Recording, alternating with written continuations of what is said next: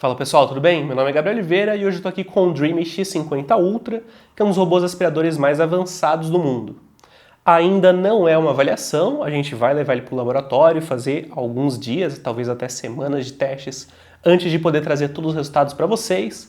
Porém, a ideia aqui é fazer umas primeiras impressões, falar um pouco do unboxing e principalmente quais são essas principais tecnologias e inovações que fazem ele chamar tanta atenção assim no cenário global. Bora lá?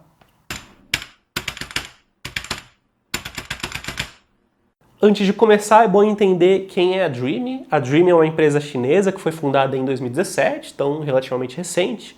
Eles começaram na produção e desenvolvimento de motores BLDC, que são motores pequenos, mas que giram em altas velocidades e são bem silenciosos. Daí partiram para aspiradores, secadores de cabelo, mas também robôs, seja robôs cortadores de grama, limpadores de piscina e, claro, aspiradores robôs. Vamos abrir?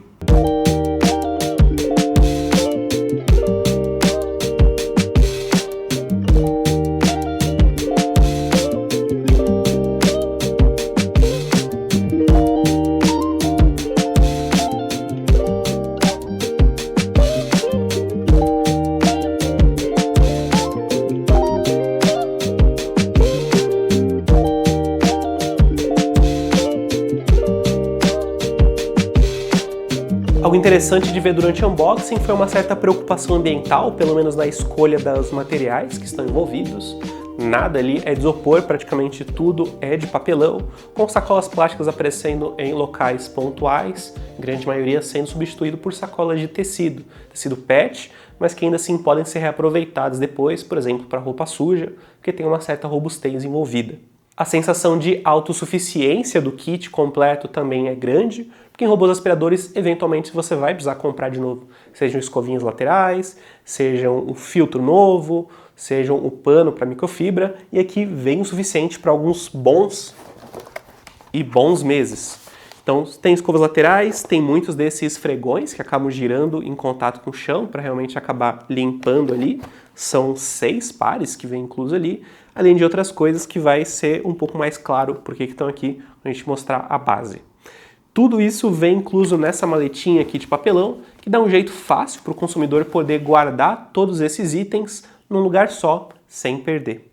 Eles poderiam só ter incluído também um espacinho para a escova de limpeza do robô, essa que também se expande, tem uma lâmina escondida aqui para você retirar linha, fios de cabelo que se embolem no robô, mas ela acaba ficando solta. Essa é a base do robô, a primeira coisa que dá para perceber é que ela é absolutamente gigantesca, bem maior do que qualquer outra base de qualquer outro robô aspirador que a gente viu até agora. E o motivo para isso é que ela também é multifunções. Então, além de carregar a unidade que está aqui embaixo, ela também faz a limpeza do próprio robô. Então o robô passa, coleta toda a sujeira da casa e ao invés de você ir lá e tirar o reservatório de poeira dele, a base se encarrega disso, limpa e acumula tudo num saco de pó que você só tira a cada algumas semanas. Além disso, ela também tem essa outra função que é justamente como o robô passa pano através daquelas almofadas e esfregões, ele também limpa essas próprias almofadas e fornece água limpa com líquido de limpeza para o robô. Então aqui em cima tem um reservatório de água limpa que ele usa para lavar e colocar de volta. Aqui toda a água suja, depois o robô passa pano, vem para aqui.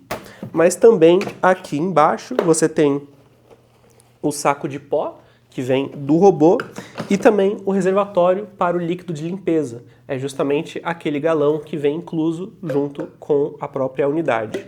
Você pode colocar na opção do aplicativo para usar o próprio líquido de limpeza para limpar também essas almofadas e esfregões, ou para só usar quando ela for limpar a sua casa, e aí acaba economizando um pouco mais. Ainda assim, tem mais coisa acontecendo aqui embaixo.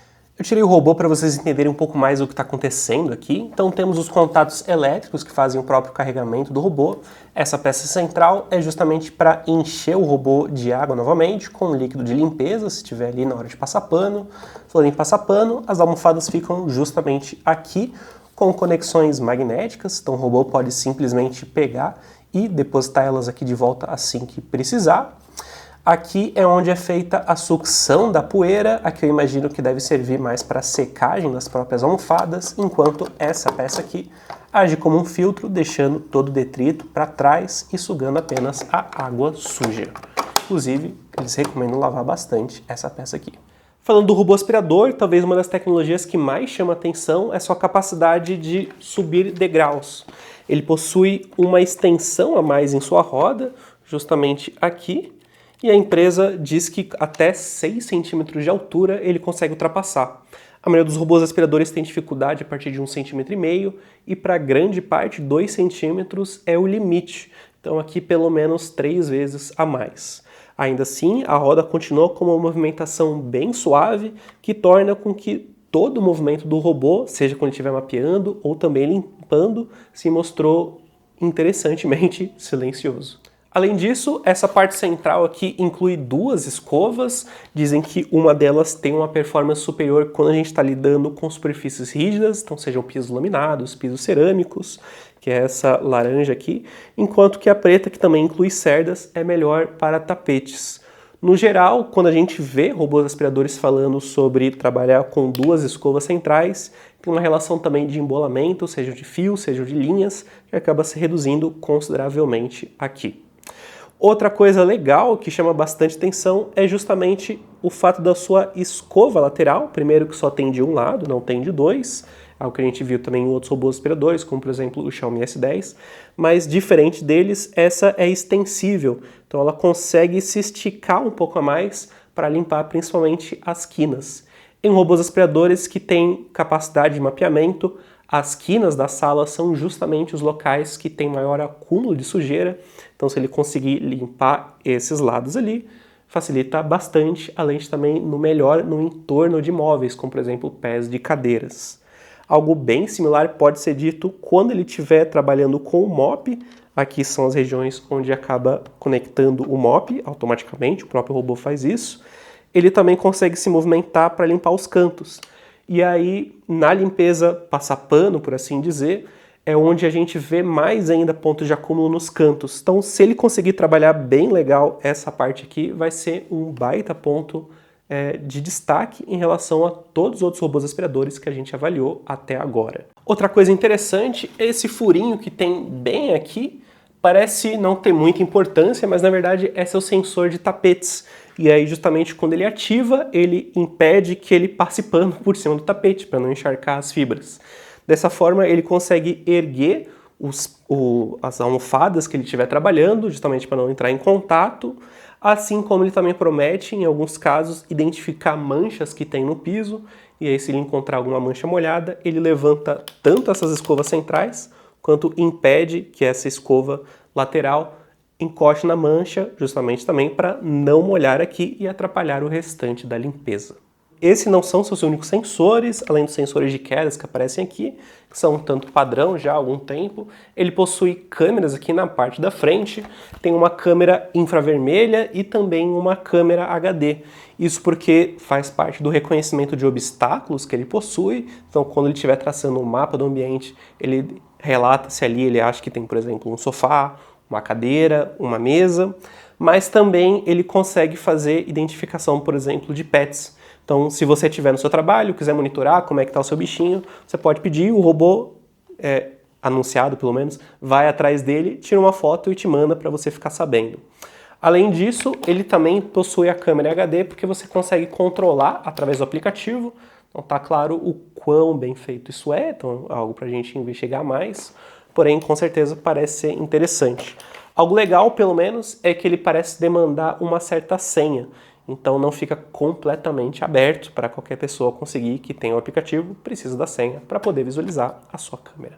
Outra coisa interessante sobre o robô é justamente essa área azulada dele, que não é somente onde ficam os botões, mas também tem 3 microfones aqui através desses furinhos. Você consegue controlar o robô não somente através do aplicativo, mas também através do controle de voz. Ainda é recomendado controlar pelo aplicativo, porque ali você vai ter mais funções, mas se for algo simples do dia a dia, talvez isso aqui te basta. Ainda assim, essa região esconde um outro segredo, porque aqui é justamente onde está o sensor LiDAR dele, Iniciar a limpeza. que é o sensor utilizado primariamente. Com a esfregona, o robô retoma a tarefa de limpeza. o sensor utilizado primariamente para fazer o mapeamento. E aí o fato dele ser retrátil contribui para cobrir mais espaços dentro de casa. Quando está retraído assim, ele atinge volta de 89 milímetros, então 6 a 7 milímetros inferior a outros robôs que também têm LiDAR, possibilitando passar por baixo de mais obstáculos, como móveis, como camas, como por baixo de armários, por exemplo. Outra coisa que a gente observou em várias peças do robô, não só na unidade em si, é a grande qualidade de construção que aparece aqui, seja, por exemplo, desde o pincel, mas, por exemplo, pode ser muito bem observado no para-choque. Aqui você vê que o acabamento é bem sutil, isso porque a borracha é coinjetada no plástico. Na prática, isso quer dizer que ele é um só, e ao invés de aparecer aquela faixa grossa que aparece em muitos aspiradores robôs, aqui até mesmo contribui para o seu design. Outra coisa legal que a gente viu até nos pads é aquela conexão magnética. Isso aparece em outros casos, como por exemplo aqui na tampa do próprio robô. Então é muito fácil levantar, colocar de volta. É um benefício não só facilitando essa conexão, mas também trazendo um pouco mais de durabilidade, porque essa parte em específica aqui é muito comum de precisar ter acesso para pegar o reservatório de pó, e muitas vezes ou vai ter algumas dobradiças ou alguns dentes plásticos que você tem que ficar encaixando, são peças a mais que podem quebrar com o uso. Aqui é simplesmente encaixar e tirar.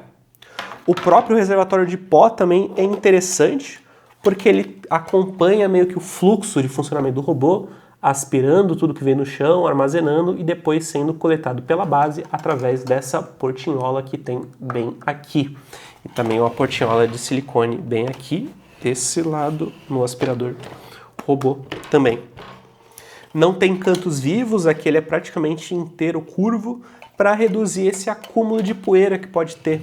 A maioria dos reservatórios que a gente vê é cheio de ângulos retos que acabam dificultando um pouco a limpeza, aqueles parece que tiveram uma certa preocupação com isso.